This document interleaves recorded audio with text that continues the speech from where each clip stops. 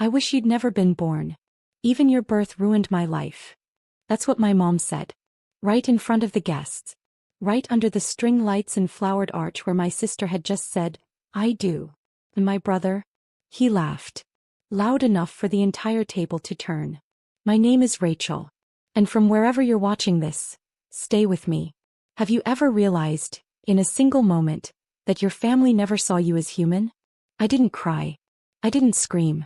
I just set my champagne down, pushed back my chair and walked out of the wedding like I was walking out of a fire.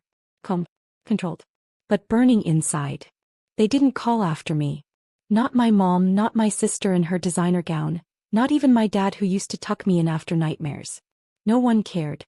I walked straight down the gravel driveway in heels, my satin dress catching on thorns, my breath shaking. And when I reached the gate I turned around just once and I promised myself, they will never see me crawl again. That night, while they danced and toasted to the perfect daughter, I packed up my life. I erased myself from family group chats. Deleted photos. Blocked numbers. The silence felt better than the noise ever did. And then at 3:17 a.m. my phone buzzed. It was an unknown number. I almost didn't answer. But something in me said, pick up. A trembling voice whispered, Rachel, please tell me this isn't true. Did you really? I didn't let her finish. I said 4 words. Check the front page. Then I hung up.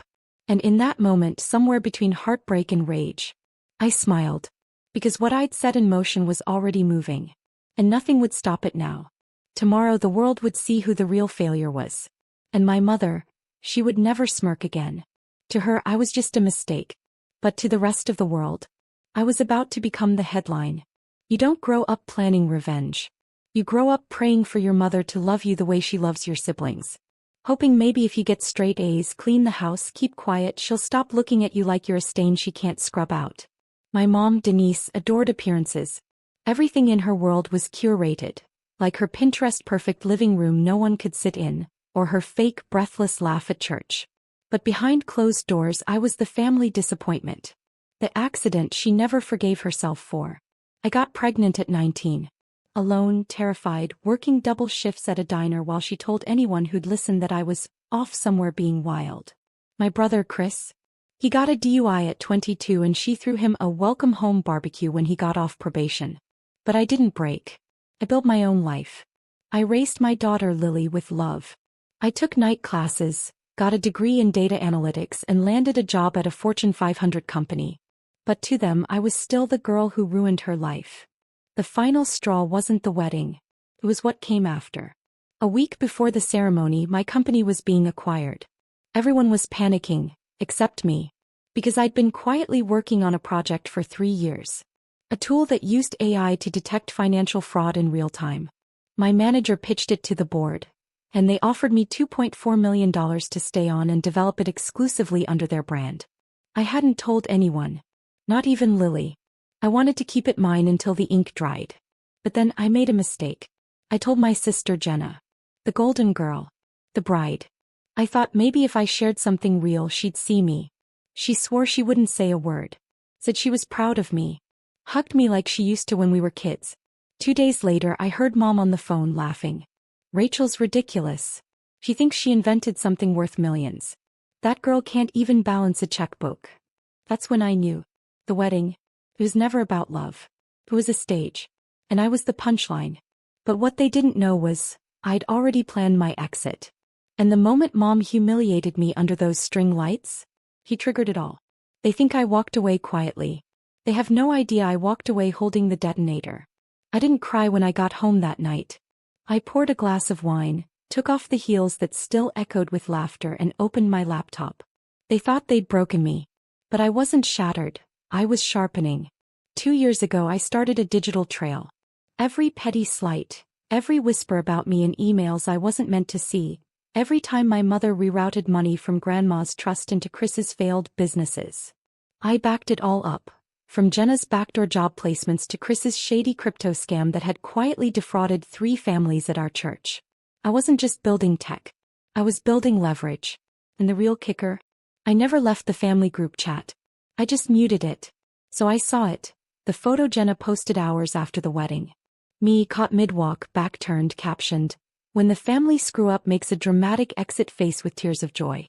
Chris commented, probably going to cry into her broke girl whine. My mother responded with 3 crying laugh emojis. I didn't respond. Instead, I started forwarding files.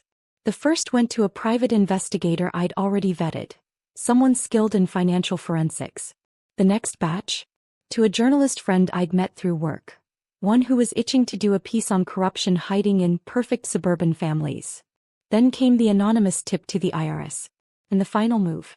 I changed the password on the shared Dropbox folder Jenna and I had used to collaborate on her wedding slideshow. Why?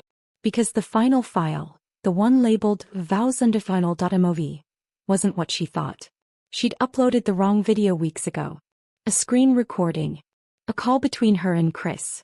Where they joked about screwing me over. Where Jenna said, let her drown in her spreadsheets. She'll always be trash with a pretty resume. Where Chris called Lily my daughter, the oops baby with bad hair. I kept that file. Quietly. Until the moment was right. And oh, that moment was coming. Because 2 days later Jenna sent a mass text. Hey fam. Wedding rewatch party at our place this Saturday, 2 hearts. My fingers shook with something dangerous. Not fear. Purpose. I RSVP'd yes. Then I sent the file to the AV guy she'd hired. The one whose sister I'd mentored last year. And I told him, play this first. Let them gather. Let them sip champagne. Let them lean in close. Because the truth was about to hit like a wrecking ball through their glass house. Saturday came cloaked in sunshine and smugness. Jenna's condo was packed.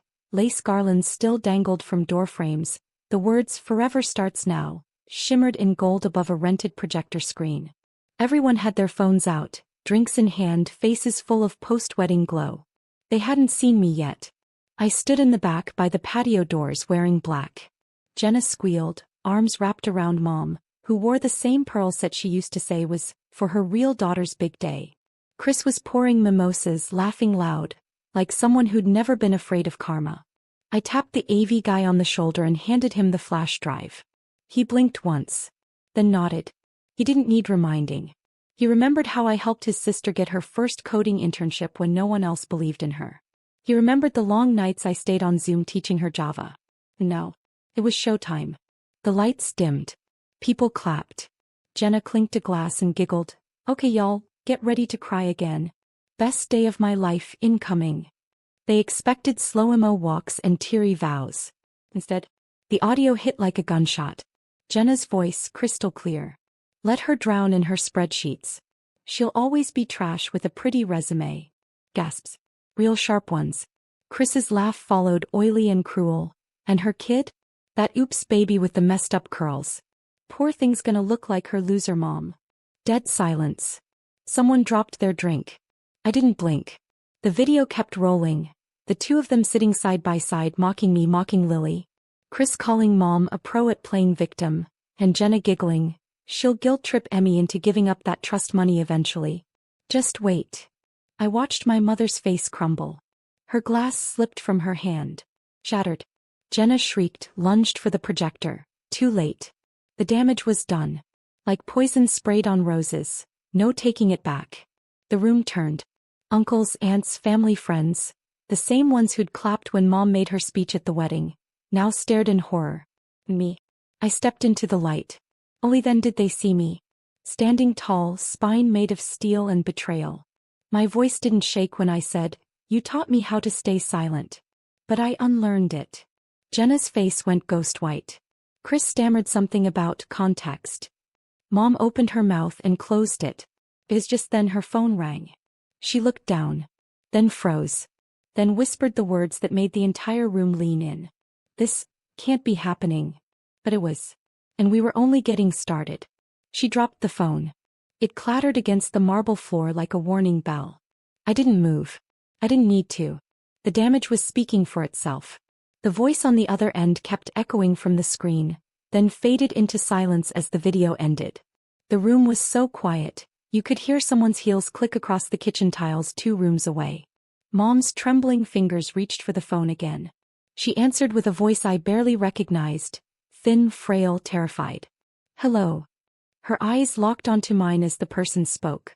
Then the color drained from her face like a slow bleed. No, she whispered. No. She wouldn't. I stepped forward just enough to make sure they all saw me clearly. Jenna stumbled toward me first. What the hell did you do, Emmy? Me. I tilted my head, calm as ever. I just pressed play. Chris tried to puff up his chest. You hacked us. You. Careful, Chris, I said. You might want to sit down before your knees give out. I know exactly how many texts you sent Jenna while you were sleeping with your boss's wife. A gasp. From someone important. Because Chris's boss and his wife were in the room. Turns out Mom had invited everybody. I turned to her slowly. That phone call. It was from Harold Gaines, wasn't it? Her lips moved but no sound came out. I smiled. I guess Harold didn't appreciate hearing what you said about his wife. Or about how you planned to guilt me out of the trust my father left. Jenna's voice rose high and wild. Why would you even bring him into this? Because you brought my daughter into this, I said, sharp as glass. You mocked a little girl just to feel taller. I looked around the room. All of you laughed. All of you watched me clean up the family messes. Bake the cakes. Drive Mom to her appointments. Pay for her meds. And then, the minute Jenna had her moment, I became disposable. Someone in the back murmured, "Wait, what trust?" That's when Mom crumbled. She sank into a chair like her bones couldn't hold her anymore. Because now the questions were beginning. Not for me, for her. Why didn't you tell us Emmy's father left a trust? Why was Jenna trying to access it? And more. I leaned close and said quietly, "Don't worry, Mom. I kept the original will. The one you never wanted anyone to see." Her mouth opened in horror. And just then, the waiter who'd brought me the note earlier re-entered the room, holding an envelope in his hand. Mom whimpered. Jenna lunged again. Too late. The waiter handed the envelope to Aunt Carla, our father's sister. Carla opened it. Her eyes scanned the document. Then she looked up and said, "Oh my God." Aunt Carla's voice cracked as she read the will aloud. To my daughter, Emmeline Grace. I leave the full ownership of the lakeside house and the adjoining lands. All funds in the private family account are to be transferred to her upon her 30th birthday. She stopped. Everyone turned to Mom. Did you forge a new will? Carla asked, her voice shaking. Did you tell the rest of us there wasn't one? Mom didn't speak. He didn't have to. Because her silence was louder than any scream. The room erupted. You lied to us? Uncle Gary shouted. You let Jenna plan to sell the house. That land was always meant to stay in the family. Jenna's lips curled. Oh please, nobody cared about that dump until now. And Emmy was never supposed to get anything. My hands clenched. I took a step forward. I was never supposed to get anything? Or you wanted me to believe that? Jenna scoffed, but her eyes darted around like a cornered fox. You're such a victim, Emmy. You always were. Funny, I said. That's what you said in the video. Right before you called Mom a useful tool for manipulating me. Gasps again. Mom shot to her feet. You recorded that? I didn't need to, I said. Your own security camera did. The one by the guest house. Jenna spun to her fiancé. You're not really believing any of this, are you? He didn't answer. He was staring at the screen, jaw tight, eyes glazed. Because the next clip had just started playing. Jenna. Standing in Mom's kitchen. Saying the words, "Don't worry, she's dumb. We'll guilt her into signing it all over like always. She just wants to feel loved. That's her weakness." And in the background, Mom's voice crystal clear. You're right. She always folds when she thinks I care. Silence. Thick. Cutting. Absolute. I turned to the crowd. These are the people you've been defending all your lives. The people who smiled at you over dinner. Who cried fake tears when Dad died. Aunt Carla turned away. She looked nauseous. Someone else in the room, a cousin maybe, muttered. She was the one who stood by him in the hospital. Not Jenna. Not Chris. Mom suddenly lunged toward the screen, trying to shut it off. Too late. Everyone had seen enough. Her image froze mid-frame, distorted and ghoulish. I stared into the room, all eyes on me now. And I said, you buried me under your cruelty for years. I came here hoping for peace. My voice broke. Just slightly. But peace doesn't grow where poison lives. And then, I turned my back on them all. I didn't storm out. I walked. Calm. Steady. A girl with nothing left to prove. Behind me, the room buzzed like an open wound. People murmuring. Some crying. Some shouting. My mother's voice rising and cracking with rage and disbelief. But it was no longer mine to carry. Outside, the air hit my face like a baptism. Pure. I could breathe again. I didn't even make it to my car before someone ran after me. Emmy, wait. It was Aunt Carla. Her heels clicked hard against the driveway. When I turned, she was already holding out her arms. I didn't know. I swear to you. I believe you, I said softly. She exhaled like she'd been underwater. You didn't just show them who they are. You reminded me who you are. Then she handed me a small black folder. Inside, an original copy of the will. One that Mom had apparently misplaced. I found this after your dad passed. She said it was outdated. I'm sorry I believed her. I blinked hard, throat tight. Why now? I asked. Because silence makes you complicit. And I won't be complicit anymore. We stood like that for a moment. Two women who'd been played by the same queen on the same board. And finally decided to flip the table. I hugged her. Not because I needed comfort, but because she did. Then I got in my car and drove. But not home. There was one stop left. I pulled up to the old hospital, the one where Dad spent his final days. The nurse at the front desk remembered me. She handed over a small envelope. I was told to give you this, she said.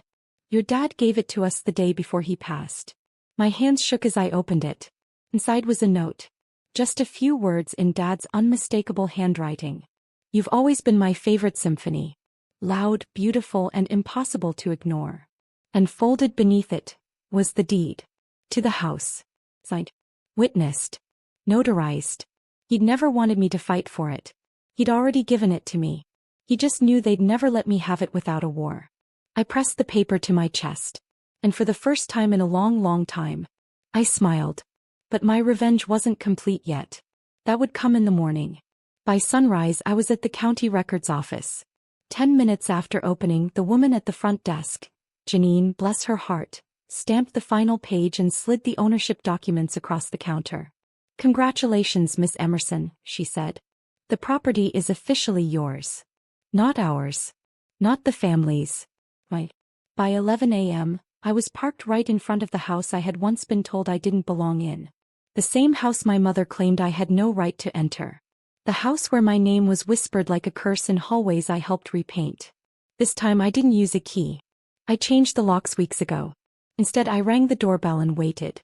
Mom answered with the phone still in her hand, mascara streaked from last night's public unraveling. My brother stood behind her, eyes bloodshot and hungover, reeking of stale whiskey and stale shame. I assume you're here to apologize, she said, lifting her chin like a queen who thought the peasants might bow. I handed her an envelope. What's this? An eviction notice, I replied, voice steady. 60 days. I'm being generous. Her face cracked. This house belongs to me. No, I cut in. It belonged to Dad. Now it belongs to me. I showed her the deed. Signed. Stamped. Legal. And I'm not interested in cohabiting with people who'd sell my soul just to hear applause. She stumbled backward like I'd struck her. You're doing this to punish us? No, I said, stepping into the doorway, light behind me like the scene from every redemption movie you've ever watched. I'm doing it so I can finally live in peace.